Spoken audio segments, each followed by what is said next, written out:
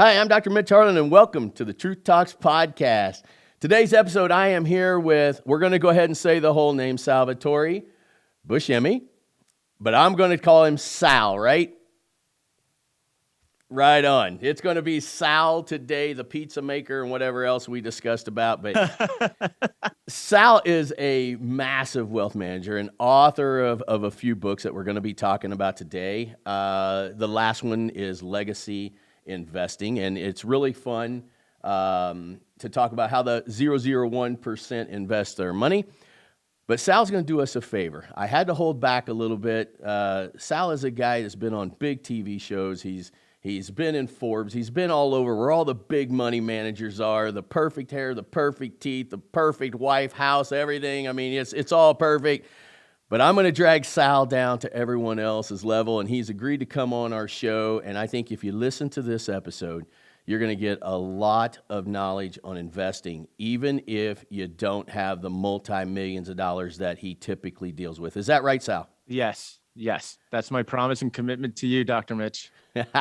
Well, it's good. I know I was very vague in there, but I thought, man, a guy as big as you are, you may not come on my show if I give you too much of the information. So anything you share with us today to help people in suffering, one of the things that we do here at Truth Talks is we love to run personal stories. And these personal stories try and help in suffering with people. It's a real life, real stories. Two things really come to play. Literally, one is your family, your friend, your networks of people that you're around. Relationships is what we call that. And the second one that most commonly comes up is money. And so, unlike some of the other episodes we've done, you are here today because we want to talk about money. We want to talk about helping people find a way of saving, investing. We're going to have fun with this episode. We're going to talk about everything under the sun. And I hope you'll just share all the information and knowledge you can with us just to kind of help get us going. Absolutely. So we know that you graduated from a big university, and as we talked about a little bit off camera, I'm going to have you kind of introduce you because I think that's the most powerful. Tell us all about you. Yeah, it's a good question. I'm born and raised in New York. I was from Long Island. I'm the son of two educated parents. Both of them were teachers, a professor, and they had very strong educational values. And they also had strong values on other things too, is to not only just get good grades, but in the Northeast, some of the rearing you have, and anyone who's from the Northeast, is that you are sort of, you go to schools because you want to go to a top school because you get a job in institutional America. That's usually how it works. And, that's usually like the Northeast culture. So that is what I was expected to, not expected to, but it was more or less like, from where I came from, where other people were going. They were either going to go to law school or they were going to, become teachers or they were going to do something else. And I figured medicine is something that I always had an intellectual curiosity for. In 1996, when I was going into my senior year, I had a sort of Dr. Phil moment. And my parents never, ever told me what to do. We only had one argument in life, and that was where to go to college because my mom wanted me to go to school in New York City, and for good reason. And, after that, it just became, an entirely different world. But getting back to my point, talking about that, is I always had a fascination with medicine, and I studied. I was biology and chemistry in college, but during 1996, there started to be changes in the market, in the healthcare market, as it relates to really what it comes down to today is, do I want to get into $300,000 worth of debt at the age of 46 to get a medical school degree where I'm probably not going to be able to make as much as I can, and the earnings potential is just going to cause a lot of heartache and strife. So because of the hard work and because of an internship I had in medicine in New York, it got me introduced to certain people. And it was always my maternal grandfather that always told me, your network is going to get you further than anything, really other things in life. And he was very, very successful, and he was a very well-respected person. So I hope to emulate and follow in his footsteps. With that said, I also had to keep an open mind, and that meant putting the ego away at an early age. And I think that's something people are having difficulty with. And it was more or less, everybody thought, it was expected that I was going to follow this route, but it wasn't in me to actually go into medical school to do something. So I agreed to, sit down and do an interview with this person's brother, who was a partner at a prominent firm in New York. And a year later, I wound up working at that firm. And it was interesting because then you start to see how money has actually changed, because people tend to be very insular. There's cabals when it comes to finance, and people only trust people like themselves. And it's interesting because my friend's father's friends who are doctors, they looked at investing, looking back what I know now and where I am, they were just as speculative then as people are today. They were playing penny stocks, and back then they had the penny, little newspaper that would come out like a weekly, and then people would talk about it and everything. So, it's in the DNA of the middle class to get rich quick, but unfortunately that causes a lot of problems, especially today.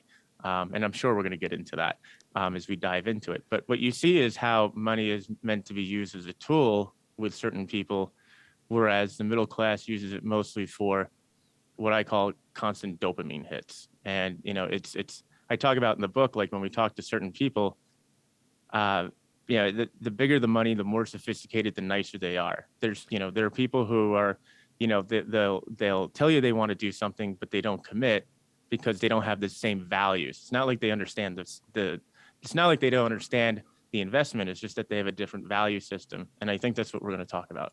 Right, Dr. Mitch? You've nailed it, man. I'm going to throw a bunch of stuff at you because, again, just your knowledge in money and how investing works. We're going to throw this out here because there's a couple different things that I'm going to talk to you about, and we're going to get the yay, nay. Feel free to rip me apart at any point in time that we do. But yeah, you made a statement, or there's a statement on your website that says money's meant to be used, not spent. Yeah. So now here we come back to this kind of middle America, right? It's all about impressing your friends with your house, your cars. What I believe. Yeah, but that's all leverage. That's fake money. I mean, that's really fake money. And in the book, I say middle class is someone, you're still middle class until you hit 10 million in assets, because everything is just play money.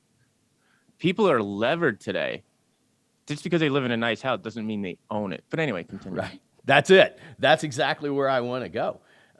One of the things that we see in kind of this whole thing that we talk about called the human experience, finances is one of the biggest stressors in life. For the average person to build great wealth, it is that long-term thing, right? So I have a guy who is a story that we're going to run. He's a landscaper, was a landscaper when he was a kid, moved into doing roofing. The man now owns 27 houses from just reinvesting his money.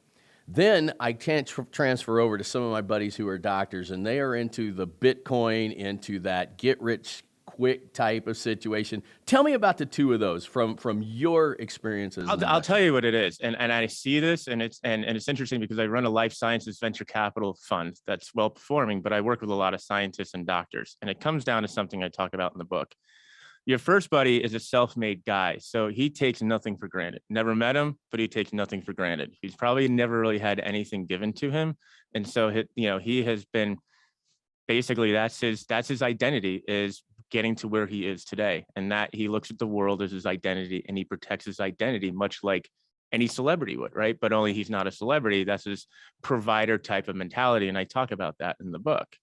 Your other friends they're doctors.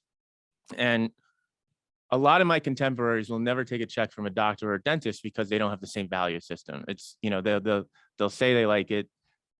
Sometimes there's a little bit of arrogance there, that they know better and they're smarter, therefore they demand better returns. But the market is the market, and the rising tide floats all boats, and so does the sinking tide. So that's why they tend to go more into the speculative things, because they tend, in my opinion, they just have a different value system than the guy who's looking to build something one brick at a time or one single family home at a time. These guys they don't have the patience. They want to get rich for free because they feel as though that they're smart and entitled to. I know that's going to ruffle a lot of feathers, but it's true. And anyone who's been in my business, who's talked to a doctor, will always say, no, and this is like years ago, but I still hear the stories today. It's like, no, it's not liquid. Okay, well, fine. Okay. You've been born and bred. That's in your value system, that liquidity is like oxygen. Okay. That's another farce we can pull apart maybe at another time. And then they'll say, okay. But the problem is when it comes down to it, is that these guys, these doctors, they would rather have the dopamine hit of having a new Tesla in their driveway on Facebook than to face any sort of embarrassment or any sort of, mocking from their peers if an investment that's illiquid goes wrong. And I think that's, to them, it's more safety for them because they're much more thinking about the short term because they have a different value system than someone who has $100 million and they're worried about their epitaph.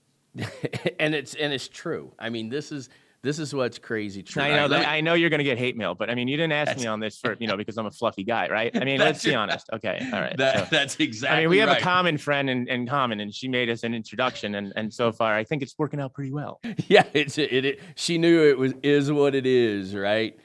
But for a lot of people, one of the things, and I don't care what kind of level you are, it seems that the culture is into this whole thing of what will my peers, my people say about my house, my cars. But from you, what I want to hear out of your mouth is, listen, sometimes it's better to drive the Honda Civic than the Tesla if you want to build generational wealth. Of course it is. Of course it is. Because you know why? Because the sacrifices you make today are what people, your heirs, and the next gens are going to be talking about later about how grandma and grandpa did something great. And that's why the name of grandma's on the side of the library in town. Right.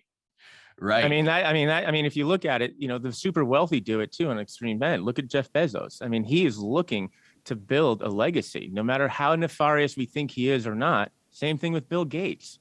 We all know how he's branded. He's branded not to get rich quick. Nobody's going to go to Bill Gates and say, "Do you want to make another 100 billion?" It's not in his impact statement, because these very wealthy families have impact statements that last 40 years. What they invest into are not get rich quick things. They're not shiny objects. They're not really liquid products either. Yeah, no, and I want to get to that. I want to get to the big boys here in just a second. When we talk about, I want to talk to you just a little bit about investing in yourself. Okay, so you got two scenarios here. You got a guy that says, okay, I'm going to go to college. I want to get my degree in finance or in whatever. Then you've got these trade guys that they go to school. The trade pays for it. They come out making six figures. What's the best investment there? Honestly, I think the trade school of it right now. I think right now you're going to see tradesmen become the new doctors. I've seen this. I've seen it happen in New York. I have some very accomplished people as investors in some deals, and I don't see the granularities, but I think if you get into the trades, that's what this country needs right now. They don't need any more philosophers. They don't need any more people, and you don't need to be in student loan debt. And I think if you really have like a strict career path and you know what you're doing, yeah, you can go to college. If it's medicine, or if it's lawyer or whatever, your parents are forcing you to do. I'm not saying whatever. Fine, then follow that path. But don't be afraid, I think, to get into the trades, because I think where society is going today, you're going to start to see that that's going to be much more in need. I love hearing that from you as well, especially a guy that deals with wealth the way you do. Well, I the love other it. thing too is that these guys I know are older, so they started out the trades and they've been making a lot of money, but they got very entrepreneurial and they lease a lot of this equipment out. So it's not like these are not guys who you think who are just like union guys, who are like carrying a lunch bucket. Like they are really high profile, six figure, guys who are very wealthy because they've invested in themselves. And I guess that's where you're going, but that's really like another way of how they sort of evolve, is that they invest in themselves, and now they have, I'm hearing numbers I never thought I would hear from from someone who's like, and I got to get this out before the end of the year. Can you help? And I'm like, yeah, okay, I didn't. I'm a little stuck, sticker shock at this point, but you never want to judge a book by its cover. I'll tell you that. And that's something that my grandfather taught me. And he knew Bill Hara, and he said, you never judge anyone by the way they look, because you don't know if they have a gold card in their pocket. And isn't it the truth? And that's what I want this show to be about today is, there's just so many people that they have this mindset that they've got to be something or have a title or have all these things, but that is actually the worst investment you can make. It is, but you have to remember, like, that is just that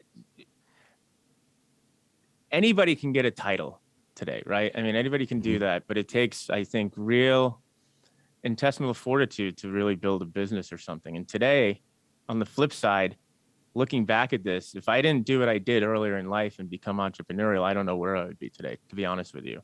Because I think that America's lost the pioneering values, the entrepreneurial values, because there's been a lot of consumerism. There's been a lot of, the MBAs, I think, have done this country a disservice, I think, by minting out a lot of people who grab a salary, but not necessarily are owner operators. And, I'm not making fun of people or anything, and I'm not trying to put anyone down. But what I'm saying is that when you look at where the country's going today, it's never a good idea to follow the herd, I think. Yeah, no, I agree with you 100%. And a couple things that kind of come to mind with that is, running your own business and starting up a business. There's a lot of stress to that, right? And I think There's a lot of sometimes pride too. there's a lot of pride, a lot of stress, a lot of things. Would you say that that is the best way of building generational wealth?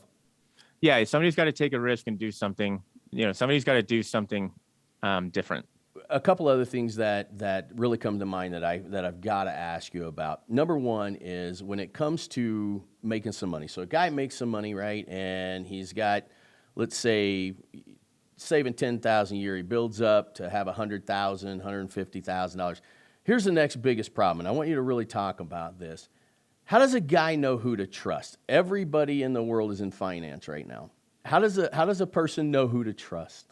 It depends on who's in the room, and it comes down to why people lose money is because their networks are increasingly insular, and in certain towns known as financial epicenters like San Francisco, New York, London, you're going to see opportunities from people who are much more sophisticated than you will in Omaha, Nebraska, right? Or something like that. It comes down to really the strengths of the opportunities that you see are a direct reflection of your networks. And a lot of people will trust their buddy because they think Northwestern Mutual is finance, to make a decision on a private placement. That guy doesn't know anything because he has no buy-side experience. So what you're starting to see today, and this is actually a good question, is that there's been so much financial information put out there for, it's like a one size fits all, but for the people who I address in the book, they're moving more towards cabals of influence and money. And that's more like society or club investing. And what I would suggest you guys do is that you look at someone who is really verifiably successful, not just someone who has a degree from HBS or something and got washed out of some broker dealer. What I'm saying is someone who has real experience doing this. Maybe follow them. Maybe that could be someone like me. That's fine.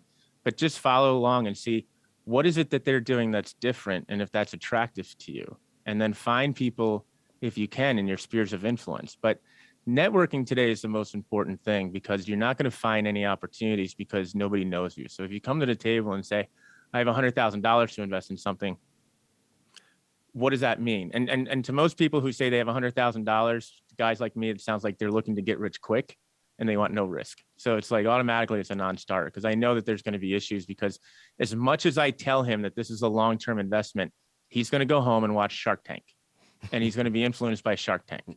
So that's just a non-starter right there, right? So I just don't want anything to do with that.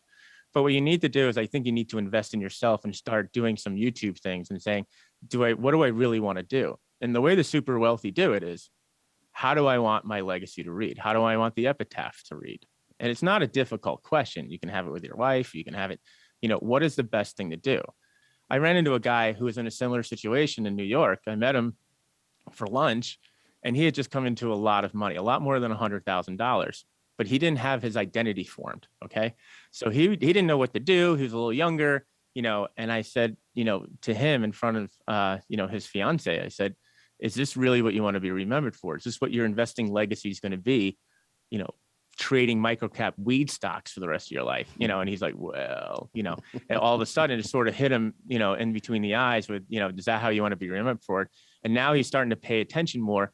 It's not something that changes overnight. It's something that comes over time with, getting to, reading things, reading certain articles and really moving away from like the mainstream media because nobody's ever gotten wealthy off of the mainstream media. It's just, people like to think that, but it's the news today and people are not investors today. They're speculators. And it's, I think that, people like to justify that internally by saying, oh, I had some losses today. I'm going to stick with Warren Buffett. And then, I'm Warren Buffett today. And then tomorrow I'm Stevie Cohen because, I made 2X on a stock. So, to them, it's like, it's the greed gene. Everybody has it. And if you don't know how to tame it, this is what happens.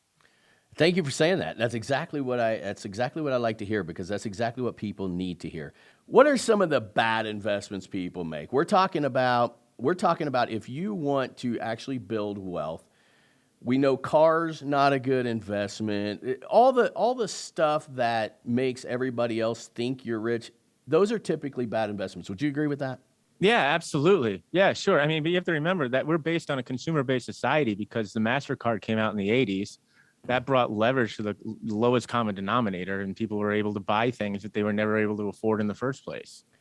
And there's been a consumer-based society ever since that's been hyped by, I think, Madison Avenue, and now with Instagram, and there's all sorts of things happening in social media today, where people are judged for anything that they post or something. It's gotten, society has gotten it. Social media has brought out the worst in society, and that is probably why you're starting to see more of an emphasis more on aesthetic details rather than like intellectual capability.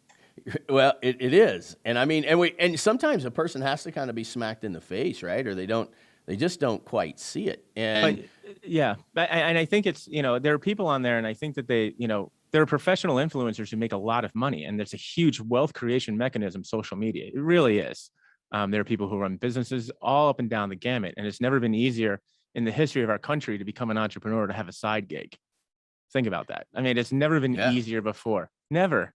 Hello. I mean, it's almost like there's no excuse, right? I mean, it's like you can't hire someone, or you have a kid who's good with computers and an app, they can't help you do something, to set up a shopping cart to sell something. I mean, it's true, and you hear a lot of people are just gloating they don't make enough money or anything like this. But it's gotten to the point, I think, where it's put a lot of disproportionate pressure on Americans, to become, they're just rabid consumers. And that's the DNA of America, unfortunately. If you wrap a Gucci thing, logo around it, people are going to buy it.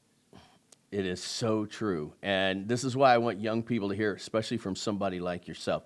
So you got a person, again, they've done pretty well, making 60 grand, 100 grand, whatever that may be. What is your investment advice for those? Is real estate always the go-to?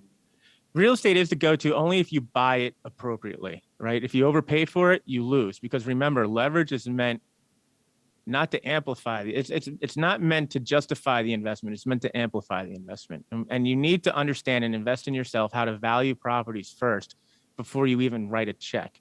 Because if the guy who you're giving money to doesn't look like he's done this before, or looks like he hasn't gone into a fight before to save your money, or to scorch the earth, or something, maybe whatever it is, or his talents or his skills aren't aligned with what you're trying to accomplish, you need to find someone else.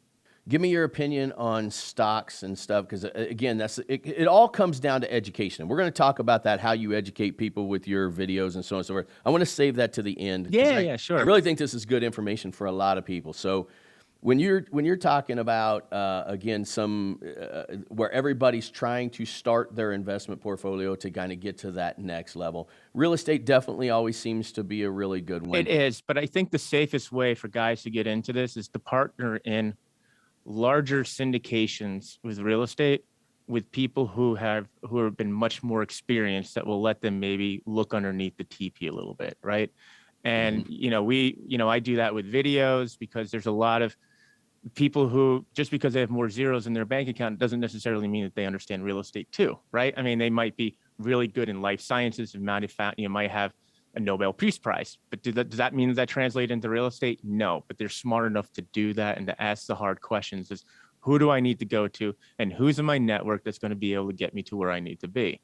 A lot of people today are looking for, I have the money, I have all this, but they don't know where to put it because they have poor networks.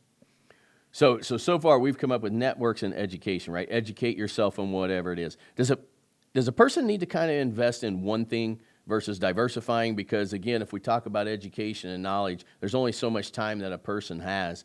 Do they kind of pick with something and stick with it? I think, if you're looking to build wealth, in a longer term, there's going to be a lot of opportunities coming up in real estate. And I would sharpen the axe by investing in education, and your own education right now. There's a lot of books out there. You can go to some seminars. I used to have one, I don't anymore. But I do talk a lot about it in the book a little bit, for people, just to how to pre-qualify it. But then at that point, you're sort of mixing elbows with people who are a little more sophisticated than you, people who are investing much more money than you are in those deals. And they probably have an alignment of interest with you that you probably would never have before in any other opportunity.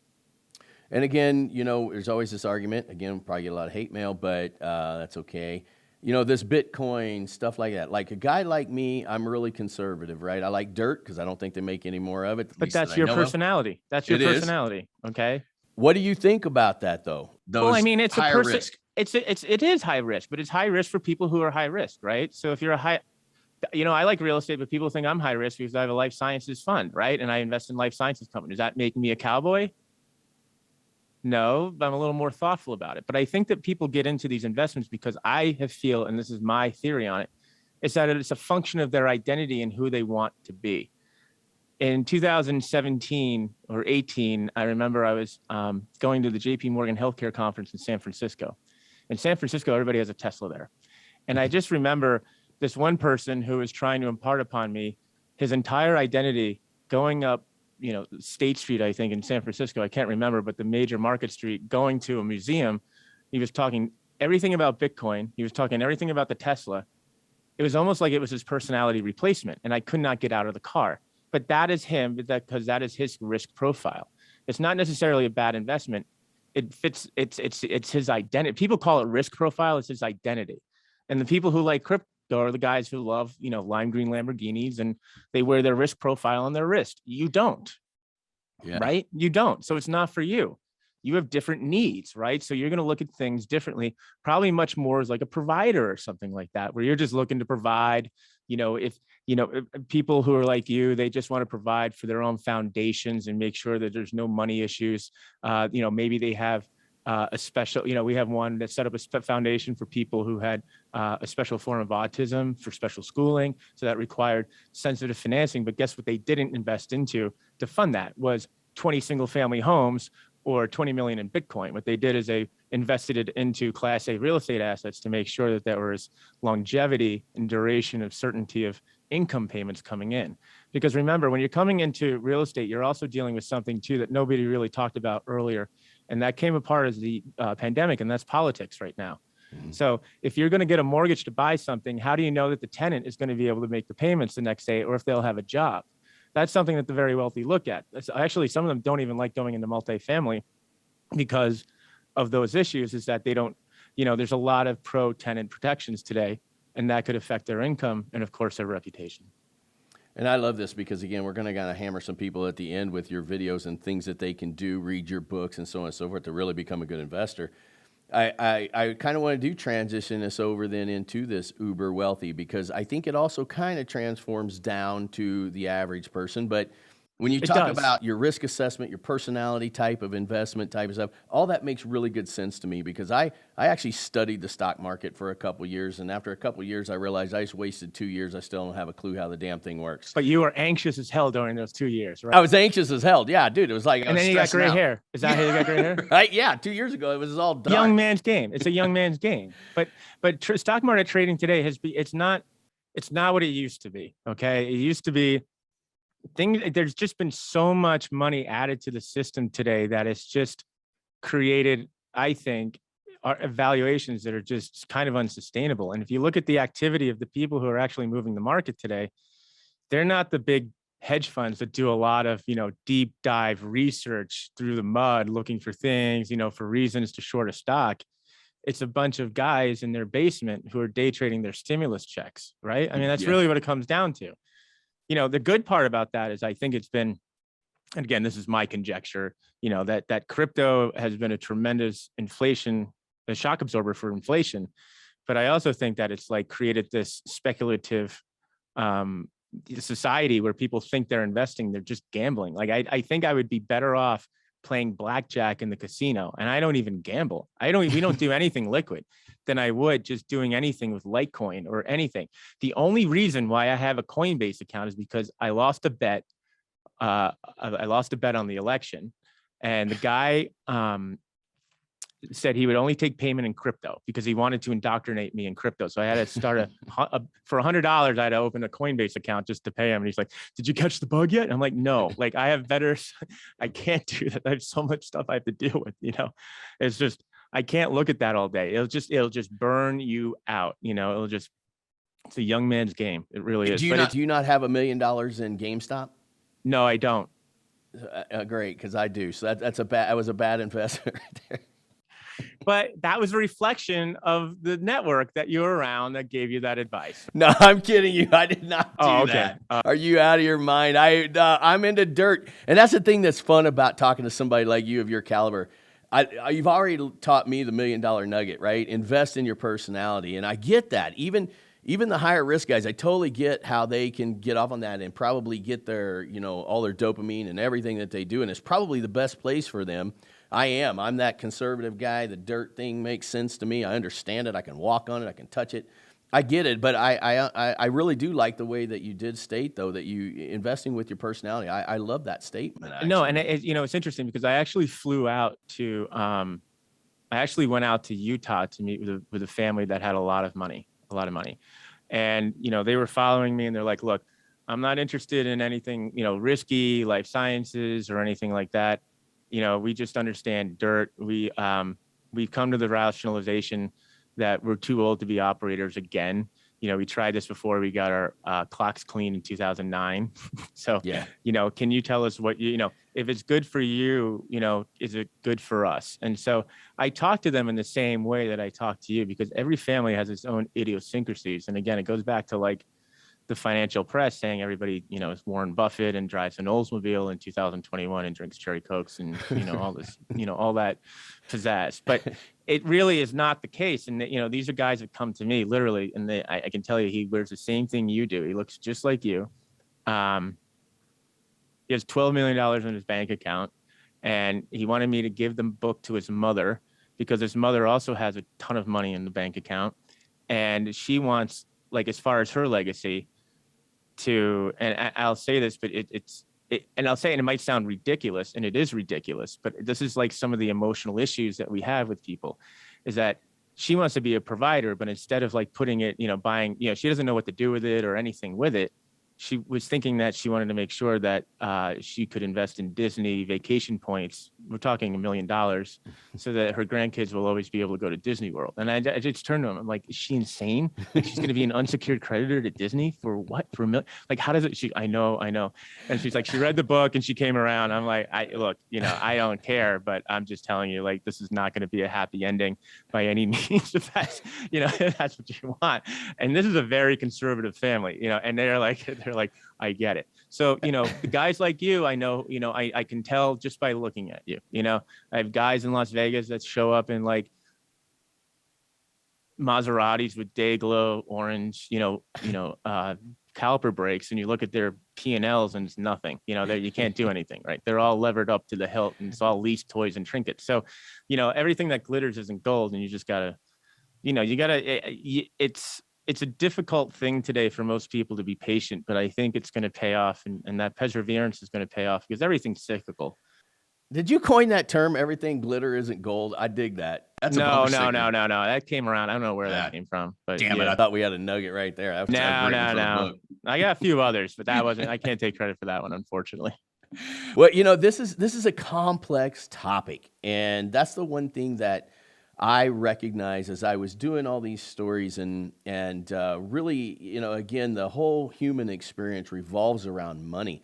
I mean, it enhances a relationship or destroys a relationship. It enhances you as an individual, or it destroys you as an individual.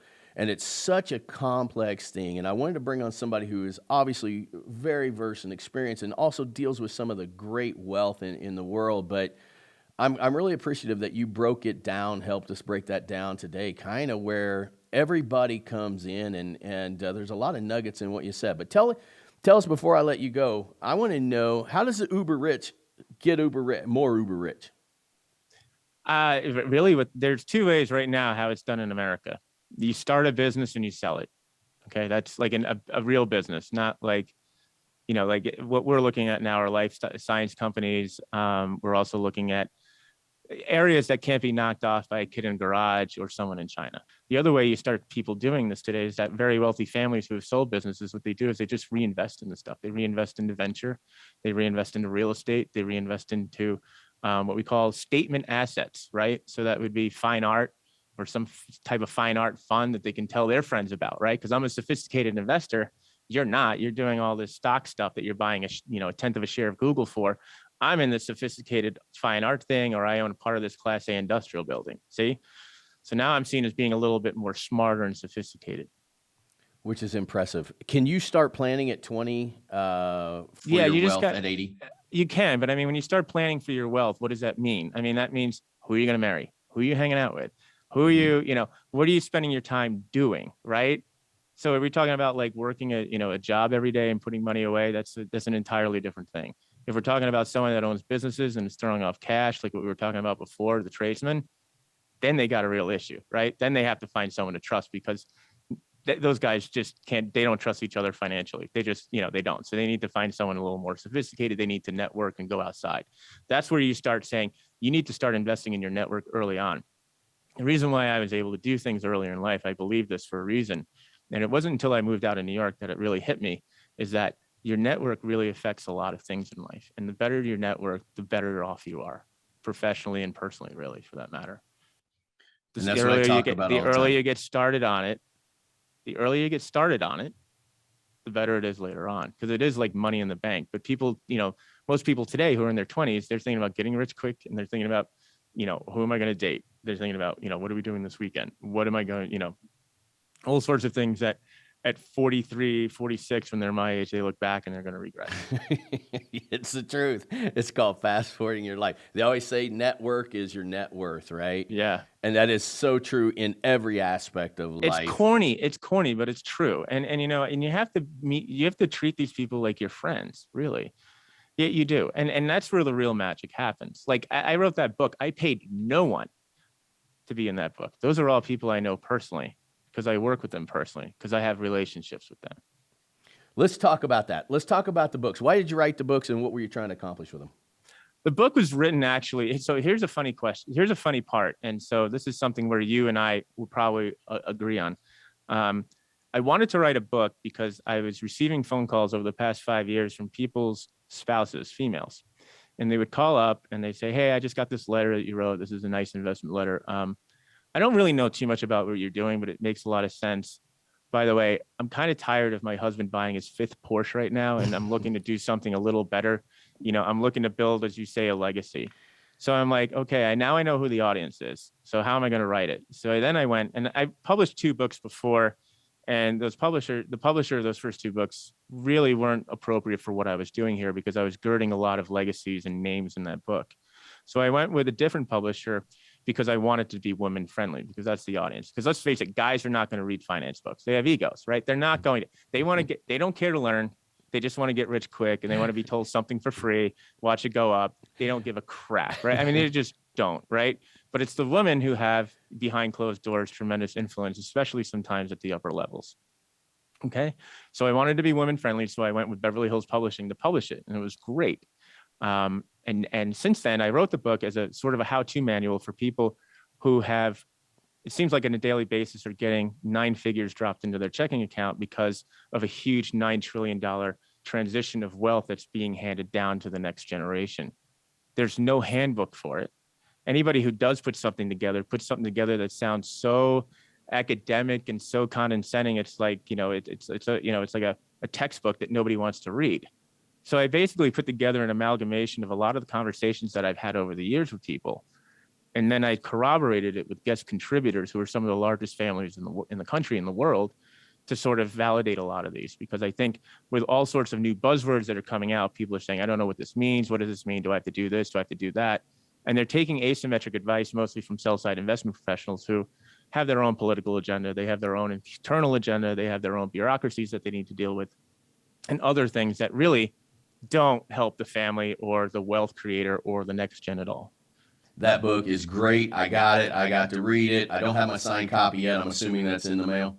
Yeah. You know what? And we also have something else too, because it's that I'm not trying to sell the book here, but if at very least anybody does, is that they download. This is a fun time. Okay. This is going to be fun time tonight. Tonight, when you go home, I want you to print this out, and I want you to write the name after everyone from 1 to 10 of every family you've seen burn out through each one of the 10 mistakes that I mentioned in my top 10 mistakes report.